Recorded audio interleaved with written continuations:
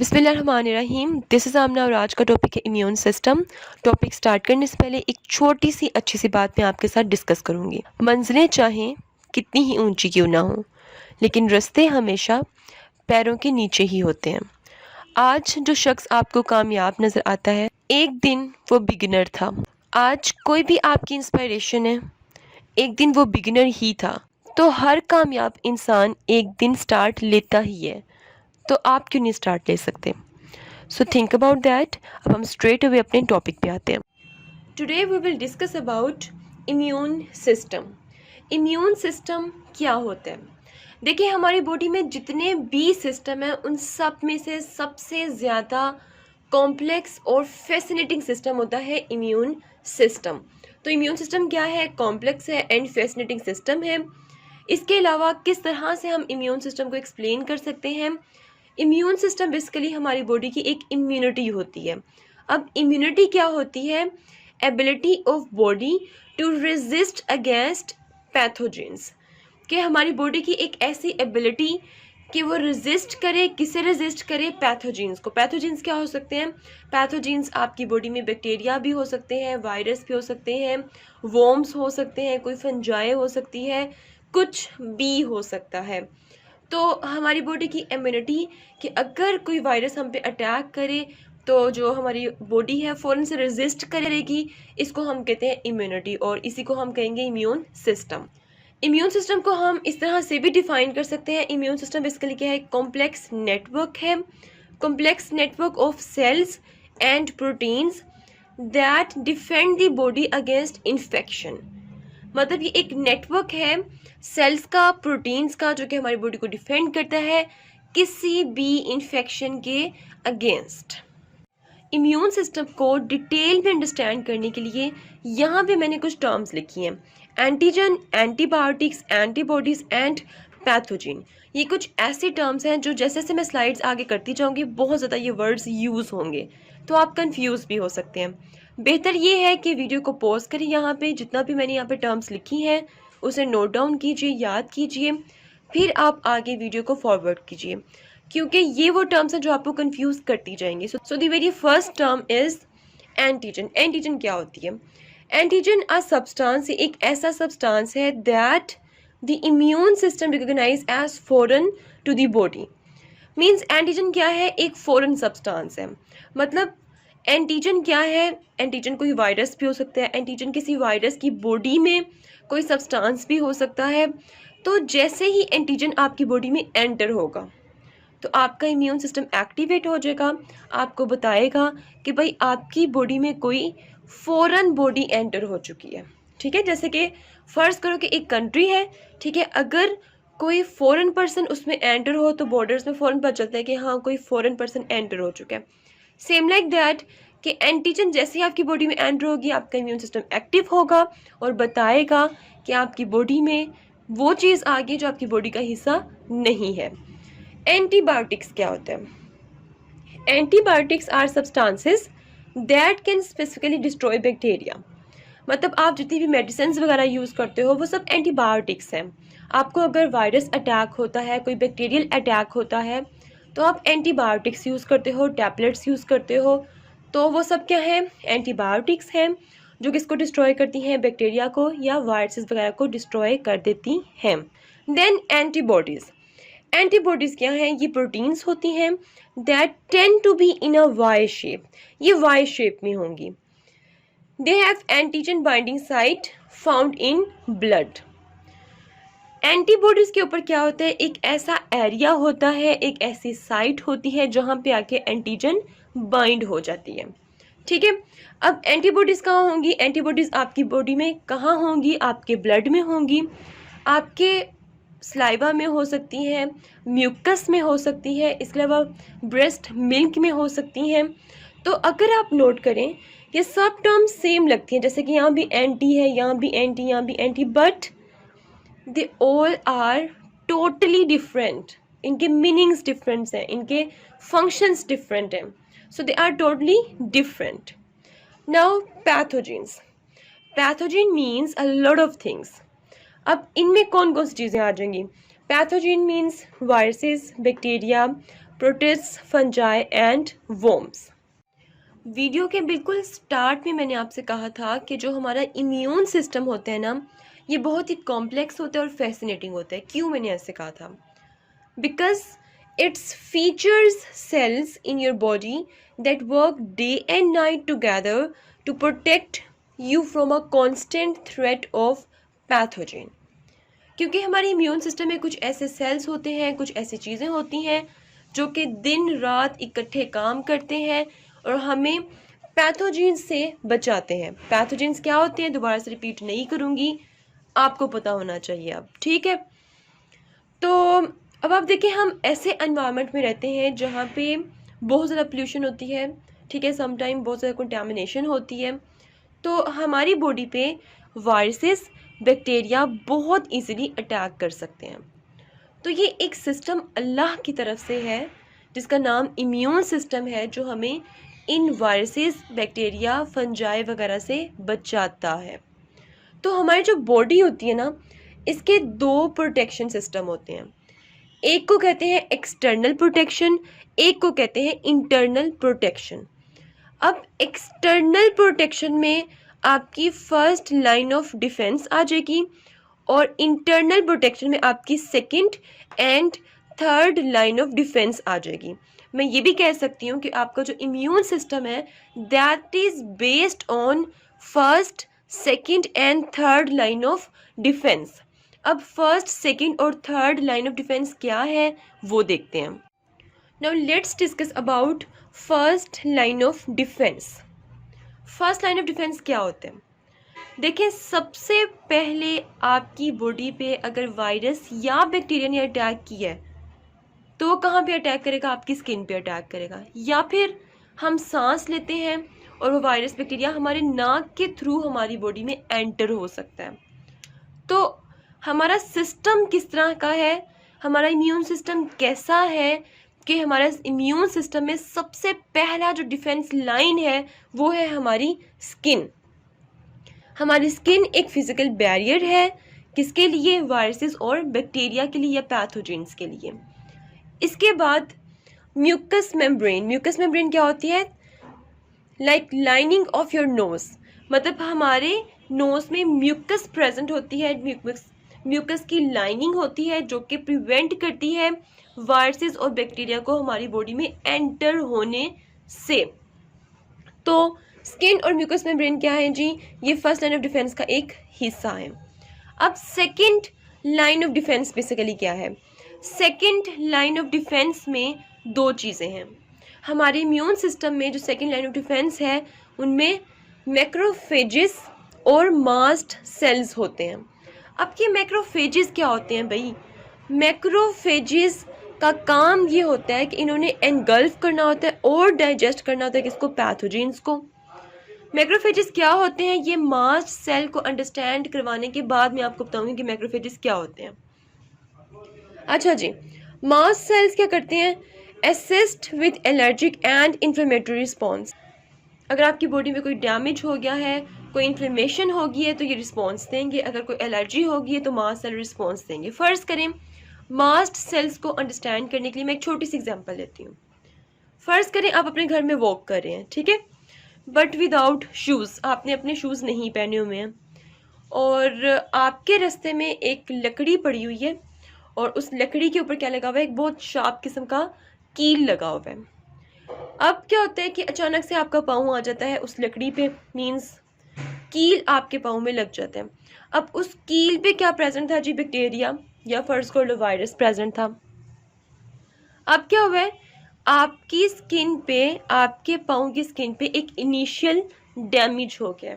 जैसे ही आपकी skin rupture हो जाएगी, आपकी स्किन पे इनिशियल डैमेज होगा, फ़ौरन से आपकी बॉडी के मास्ट सेल्स एक्टिवेट हो जाएंगे। हम कुछ नहीं करेंगे, हमने कुछ नहीं किया मास्ट सेल को एक्टिवेट करने के लिए। भाई ये हमारा इम्यून सिस्टम है, ये हमारा डिफेंस सिस्टम है कि जैसे ही हमें कोई इनिशियल डैमेज होगा या हमारी स्किन रप्चर होगी या हमारी बॉडी को कुछ भी होगा, कोई भी इंजरी होगी, तो फ़ौरन से क्या होगा कि उस एरिया में मास्ट सेल्स एक्टिवेट हो जाएंगे। अब मास्ट सेल्स एक्टिवेट होकर क्या करेंगे? रिएक्ट करेंगे। किस तरह रिएक्ट करेंगे वो हम देखते हैं। लास्ट स्लाइड में मैंने आपको बताया था कि जो मास्ट सेल्स हैं ये एक्टिवेट हो चुके हैं, ठीक है, ये रिएक्ट करेंगे वहाँ पर। अब जब ये एक्टिवेट हो जाएंगे तो मास्ट सेल क्या रिलीज करेंगे, दो तरह के सब्सटेंस रिलीज करेंगे, एक को हम कहते हैं हिस्टामाइन, एक को हम कहते हैं बेसोफिल्स। ठीक है, हम डिस्कस करेंगे हिस्टामाइन को। अब जब मास्ट सेल्स हिस्टामाइन को रिलीज करेंगे तो जिस जगह पे कील चुभा है, जिस जगह पे इंजरी हुई है, स्किन में डैमेज हुआ है, उस जगह पर ये जो हिस्टामाइन है ये ब्लड वेसल्स को क्या कर देंगे, डायलेट कर देंगे और लीकियर कर देंगे। ठीक है, अब डायलेट होने से क्या होगा कि vessels wider near the injury, कि जिस एरिया में इंजरी हुई है वहाँ पे ब्लड वेसल्स वाइडर हो जाएंगी। अब due to leakier and dilation of blood vessels it makes easier for many types of white blood cell to react। जब इंजरी वाले एरिया में ब्लड वेसल्स वाइडर हो जाएंगी और इनकी लीकीनेस हो जाएगी, जिस वजह से क्या होगा कि बहुत से वाइट ब्लड सेल्स एक्टिवेट हो जाएंगे। एक्टिवेट होकर वो रिएक्ट करना शुरू कर देंगे, जैसे कि मैक्रोफेज, मैक्रोफेज एक्टिवेट हो जाएगा। मैक्रोफेज क्या हुआ, वाइट ब्लड सेल्स हुआ। मैंने आपको बताया था कि मास्ट सेल समझाने के बाद आपको बताऊंगी कि मैक्रोफेज क्या होते हैं। तो मास्ट सेल हिस्टामाइन रिलीज करेगा, ब्लड वेसल्स वाइडन होंगी, लीकीनेस होगी उनकी, तो वाइट ब्लड सेल्स एक्टिवेट होंगे। वाइट ब्लड सेल में सबसे पहले क्या एक्टिवेट होगा जी, मैक्रोफेज एक्टिवेट होगा। अब जब मैक्रोफेज एक्टिवेट हो जाएगा तो मैक्रोफेज का काम क्या है, इनगल्फ एंड डाइजेस्ट पैथोजिन, कि कोई भी पैथोजिन हो, रादर वायरस रादर बैक्टीरिया, उसको एनगल्फ कर लेगा, डाइजेस्ट कर लेगा और फ़ौरन से आपकी बॉडी से जो वो पैथोजिन है वो ख़त्म हो जाएगा। अदरवाइज अगर ये सिस्टम ना हो, अगर आपका इम्यून सिस्टम वीक होगा तो क्या होगा, ना ही तो ये मास्ट सेल सही तरह से काम कर सकेंगे, ना ही ये हिस्टामाइन को रिलीज़ कर सकेंगे, ना ही मैक्रोफेज अपना काम कर सकेगी, और वायरस और बैक्टीरिया आपकी बॉडी में एंटर होते रहेंगे। इसलिए कहते हैं कि बाज़ार की प्रोसेस्ड फूड मत खाएं, हेल्दी फूड खाएं ताकि आपका इम्यून सिस्टम हेल्दी रहे। सो this is all about second line of defence. First line of defence मैं आपके साथ डिस्कस कर चुकी हूँ। अब हम अंडरस्टैंड करते हैं कि थर्ड लाइन ऑफ डिफेंस क्या होती है। Let's talk about third line of defence. अब थर्ड लाइन ऑफ डिफेंस में कौन कौन सी चीज़ें आ जाएंगी। थर्ड लाइन ऑफ डिफेंस में स्पेसिफिक टाइप ऑफ WBCs आ जाएंगे। WBCs क्या होते हैं, वाइट ब्लड सेल्स होते हैं। WBCs को लिम्फोसाइट्स बी कहते हैं। अब ये जो वाइट ब्लड सेल्स होंगे, ये जो लिम्फोसाइट्स होंगे, ये दो तरह के होंगे। इनको बी सेल्स भी कहते हैं और टी सेल्स भी कहते हैं। बी सेल्स और टी सेल्स के फंक्शन को हम अंडरस्टैंड करेंगे तब जब हमें समझ आएगी कि भाई एडेप्टिव एंड इनेट इम्यूनिटी क्या होती है। बिल्कुल स्टार्ट में मैंने आपको बताया था कि जो हमारा इम्यून सिस्टम होता है वो क्या होता है, हमारी बॉडी की एक इम्यूनिटी होती है। अब इम्यूनिटी दो तरह की होती है, adaptive immunity and innate immunity. Now this adaptive immunity या फिर adaptive response is going to be third line of defence. अब ये जो एडेप्टिव इम्यूनिटी है ये क्या बनने जा रहा है, ये थर्ड लाइन ऑफ डिफेंस बनने जा रहा है। क्यों, क्योंकि फर्स्ट लाइन ऑफ डिफेंस और सेकेंड लाइन ऑफ डिफेंस काफ़ी नहीं थे पैथोजेंस को ट्रीट करने के लिए, कंट्रोल करने के लिए। इसलिए हमारे इम्यून सिस्टम में थर्ड लाइन ऑफ डिफेंस बी है जो पूरी तरह से वायरस बैक्टीरिया को किल कर देगी, आपकी बॉडी से ख़त्म कर देगी। तो बी एंड टी सेल्स का क्या फंक्शन है वो हम एडेप्टिव इम्यूनिटी को अंडरस्टैंड करते हुए एक्सप्लेन करेंगे। Now let's understand adaptive immunity. Adaptive immunity क्या होती है, इसको अगर मैं सिर्फ एक छोटे से सेंटेंस में डिफाइन करूं तो एडेप्टिव इम्यूनिटी होती है specific response to antigen. Like अगर आपकी बॉडी में एंटीजन एंटर हो गया तो फ़ौरन से एडेप्टिव इम्यूनिटी एक्टिवेट हो जाएगी और एक स्पेसिफिक रिस्पॉन्स देगी। अब एंटीजन क्या था, एक फॉरेन बॉडी होती है या फिर पार्ट ऑफ पैथोजन, या फिर ये एक पैथोजन का पार्ट हो सकता है। अब एडेप्टिव इम्यूनिटी दो तरह की होगी, cell mediated and humoral. Cell mediated adaptive immunity क्या होती है, इसमें ये इन्वॉल्व करते हैं टी सेल्स को, मतलब cell mediated involves cytotoxic T cells. T cells क्या है जी भाई?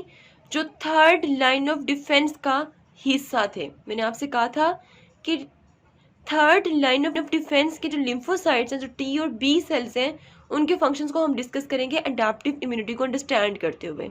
अब हमारी बॉडी की जो अडेप्टिव इम्यूनिटी होती है और इसकी जो type cell mediated adaptive immunity होती है, इसका काम क्या होता है कि हमारी बॉडी में जो इन्फेक्टेड सेल्स हैं उनको डिस्ट्रॉय करना। अब कॉमन सेंस की बात है कि हमारी बॉडी में इन्फेक्टेड सेल्स कहाँ से आए? पैथोजेंस किसी सेल्स को इन्फेक्ट करेंगे तो वो सेल्स इन्फेक्टेड सेल्स हो जाएंगे। अब अगर आपकी बॉडी में इन्फेक्टेड सेल्स पड़े रहेंगे तो आपकी बॉडी में ट्यूमर बनना शुरू हो जाएगा, आपको कैंसर हो जाएगा। तो ये ज़रूरी है कि आपकी बॉडी से इन्फेक्टेड सेल्स को डिस्ट्रॉय किया जाए। कौन डिस्ट्रॉय करता है? सेल मीडिएटेड अडेप्टिव इम्यूनिटी आपकी एक्टिवेट होकर इन्फेक्टेड सेल्स को आपकी बॉडी से डिस्ट्रॉय कर देती है, बाहर निकाल देती है। ठीक है, अच्छा जी, ये तो बड़ा आसान था कहना कि इन्फेक्टेड सेल्स को डिस्ट्रॉय कर देती है आपकी सेल मीडिएटेड अडेप्टिव इम्यूनिटी। कैसे? With the help of T cells. T cell कैसे काम करते हैं? T cell release a protein called perforin. T cells ने क्या करना है कि जैसे ही आपकी बॉडी में इन्फेक्टेड सेल्स पैदा हो जाएंगे, टी सेल्स एक्टिवेट हो जाएंगे, टी सेल्स फ़ौरन से एक प्रोटीन प्रोड्यूस करेंगे, रिलीज करेंगे, उस प्रोटीन को परफोरिन कहेंगे। अब ये प्रोटीन क्या करेगी? ये प्रोटीन जो इन्फेक्टेड सेल्स होंगे उनकी सेल मेम्ब्रेन में होल्स पैदा कर देगी। होल्स पैदा करने से क्या होगा कि सेल के अंदर, ये जो इन्फेक्टेड सेल है इनके अंदर पानी और आयंस इजीली फ्लो हो सकेंगे। अब जब पानी और आयंस फ्लो हो सकेंगे तो वो सेल डिस्ट्रॉय हो जाएगा। जैसे कि यहाँ पे लिखा हुआ है कि जो परफोरिन है इसका काम क्या है? Cause holes in cell membrane that cause water and ions to flow into this cell and destroy cell. Cell के डिस्ट्रॉय के प्रोसेस को हम क्या कहते हैं? एपोप्टोसिस। तो मैं ये कह सकती हूँ कि जो टी सेल्स होते हैं ये क्या करवाते हैं? एपोप्टोसिस करवाते हैं। एपोप्टोसिस क्या होता है? डिस्ट्रक्शन ऑफ सेल्स, मतलब सेल को डिस्ट्रॉय करते हैं। क्लियर? अच्छा, अब यहाँ पर ये क्वेश्चन जनरेट होता है कि टी सेल्स एक्टिवेट कैसे होते हैं? टी सेल्स बड़ा इंपॉर्टेंट काम कर रहे हैं हमारी बॉडी में कि मतलब अगर टी सेल्स अपना काम ना करें तो क्या होगा? हमारी बॉडी में ट्यूमर बन जाएगा, कैंसर हो जाएगा। तो टी सेल्स एक्टिवेट कैसे होते हैं? कैसे हमारी बॉडी को पता चलता है कि टी सेल्स को एक्टिवेट होना है? अब वो फिनोमेना देखते हैं। अब सवाल ये है कि टी सेल्स किस तरह से एक्टिवेट होंगे? टी सेल्स दो तरह से एक्टिवेट हो सकते हैं, दो मेथड्स होते हैं। पहला मेथड क्या होता है कि इन्फेक्टेड सेल अपनी सरफेस पे, मतलब इन्फेक्टेड सेल अपनी सेल मेम्ब्रेन पे पैथोजन की एंटीजन को शो कर देते हैं। ये जो मैंने छोटी सी ये बनाई हुई है, ये this is pathogen antigen. Infected cell जब अपनी सरफेस पे पैथोजन की एंटीजन को शो करेंगे तो वो बताएंगे कि भाई हमें खराबी है, हम इन्फेक्ट हो चुके हैं, हमें आकर ठीक करो।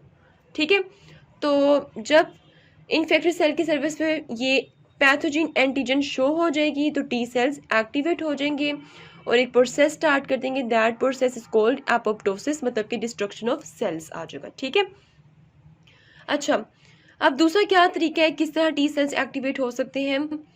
मैंने सेकंड लाइन ऑफ डिफेंस में आपके साथ मैक्रोफेज को डिस्कस किया था। मैक्रोफेज क्या था? बेसिकली वाइट ब्लड सेल्स थे।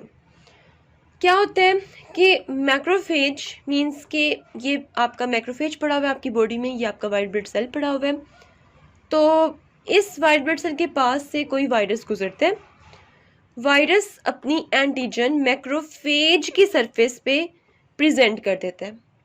यहाँ पे इन्फेक्टेड सेल की सरफेस पे प्रेजेंट हो रही थी एंटीजन पैथोजन की, और यहाँ पे मैक्रोफेज जो वाइट ब्लड सेल है उसकी सरफेस पे वायरस अपनी एंटीजन को प्रेजेंट कर देता है।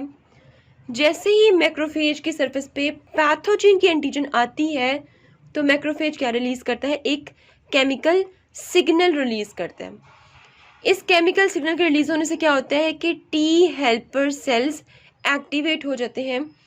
T helper cells T sales नहीं होते, टी सेल्स अलग है और टी हेल्पर सेल्स अलग हैं। अब जब केमिकल सेल रिलीज होगा, टी हेल्पर सेल एक्टिवेट हो जाएंगे, फिर ये टी हेल्पर सेल्स मजीद आगे रिलीज करेंगे केमिकल सिग्नल। ये केमिकल सिग्नल कहाँ जाएगा? टी सेल्स के पास जाएगा, टी सेल्स एक्टिवेट हो जाएंगे। टी सेल्स देखेंगे कि मैक्रोफेज की सरफेस पे एंटीजन पड़ी हुई है पैथोजीन की। टी सेल प्रोसेस स्टार्ट कर देंगे। कौन सा प्रोसेस स्टार्ट कर देंगे? एपोप्टोसिस का। सो इट्स क्लियर, मैंने आपको अडेप्टिव इम्यूनिटी में टी सेल्स किस तरह एक्टिवेट होते हैं, टी सेल किस तरह काम करते हैं, वो सारा एक्सप्लेन कर दिया है। अब ये मोरल रिस्पॉन्स क्या होता है उसको डिटेल में पढ़ने की ज़रूरत नहीं है। अब हम देखते हैं कि किस तरह जो बी सेल्स हैं आपके थर्ड लाइन ऑफ डिफेंस के, वो किस तरह से एक्टिव होते हैं, वो किस तरह से काम करते हैं। वो एक्टिव होंगे मैक्रोफेज और टी हेल्पर सेल की मदद से, लेकिन उनका प्रोसेस डिफरेंट होगा इस पूरे प्रोसेस से। अब किस तरह बी सेल्स एक्टिवेट होते हैं वो देख लेते हैं। अब बी सेल्स किस तरह से एक्टिवेट होते हैं। मैक्रोफेज का काम क्या होता है कि इन्होंने कंज्यूम करना होता है या फिर इनगल्फ करना होता है पैथोजेंस को। जब ये मैक्रोफेज पैथोजेंस को एनगल्फ कर लेंगे तो पैथोजीन की जो एंटीजन होगी वो एक दफ़ा फिर से मैक्रोफेज की सरफेस पे प्रेजेंट हो जाएगी। ठीक है, अब मैक्रोफेज क्या करेंगे? हेल्पर टी सेल्स को अपने साथ बाइंड कर लेंगे और उनको एक्टिवेट कर देंगे। हेल्पर टी सेल दोबारा से एक्टिवेट करेंगे वाइट ब्लड सेल को, different types of white blood cell को। ये white blood cell B cells बी हो सकते हैं। अब ये जो बी सेल्स जब एक्टिवेट हो जाएंगे तो ये क्या प्रोड्यूस करेंगे? एंटीबॉडीज प्रोड्यूस करेंगे। एंटीबॉडीज को क्या कहते हैं? प्रोटीन्स कहते हैं। कौन सी प्रोटीन्स? Globular proteins. इन ग्लोबुलर प्रोटीन्स को इम्यूनोग्लोब्युलिन भी कहते हैं। तो ये जो एंटीबॉडीज होती हैं इनका काम होता है कि जो एंटीजन्स हैं इनको डिस्ट्रॉय कर देना। अब जब आपकी बॉडी में एंटीबॉडीज बनना शुरू हो जाएंगी, मैक्रोफेज के ऊपर ये जो एंटीजन्स नजर आ रही हैं पैथोजीन की, उनको किल कर देगी। इस तरह से आपकी बॉडी से पैथोजीन की एंटीजन ख़त्म हो जाएगी और आप बिल्कुल ठीक हो जाओगे। अगर ये सारा प्रोसेस ना हो, अगर आपकी बॉडी में कोई पैथोजन चला गया, अगर आपकी बॉडी में फर्स्ट, सेकंड और थर्ड लाइन ऑफ डिफेंस काम ना करे तो क्या होगा? आपको रोज़ बुखार हो जाएगा, आपको रोज़ फ्लू हो जाएगा, आपको तरह तरह की बीमारियां होंगी। तो ये एक तरह की हमारे पास अल्लाह की नेमत है, हमारा इम्यून सिस्टम। हमें इसको स्ट्रॉन्ग रखना है। किस तरह से स्ट्रॉन्ग रखना है? हमें प्रोसेस्ड फूड नहीं खानी है। We have to switch to healthy food. So this is all about immune system. If you have any question, do write your question in comment section below and hit the like and subscribe button if you haven't yet. मिलते हैं next hot issue के साथ। Until then मुझे अपनी दुआओं में याद रखिए। स्टे ट्यून्ड एंड अल्लाह हाफिज़।